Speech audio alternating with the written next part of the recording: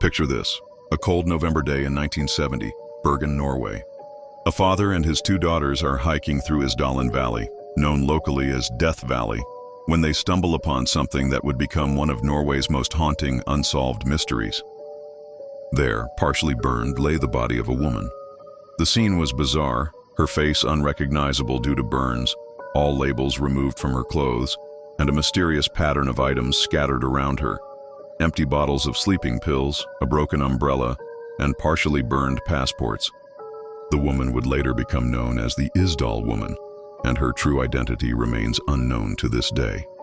But here's where things get really interesting. The police investigation revealed she had traveled across Europe using multiple fake identities, staying in luxury hotels, and always paying in cash.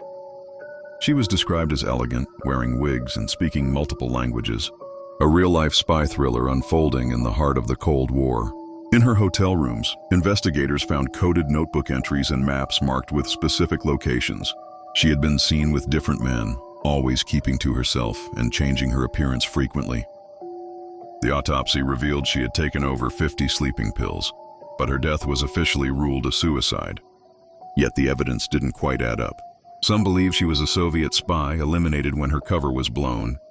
Others suggest she was working for the Israeli intelligence agency Mossad, tracking Nazi scientists who had fled to Norway. There's a theory she was involved in industrial espionage, particularly concerning Norway's nuclear program at the time.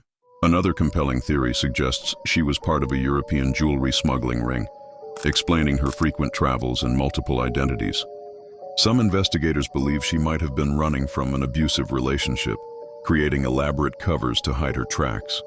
There are those who think she was connected to the Palestinian liberation movement, gathering intelligence on Israeli operations. Others propose she was a double agent who knew too much and had to be silenced.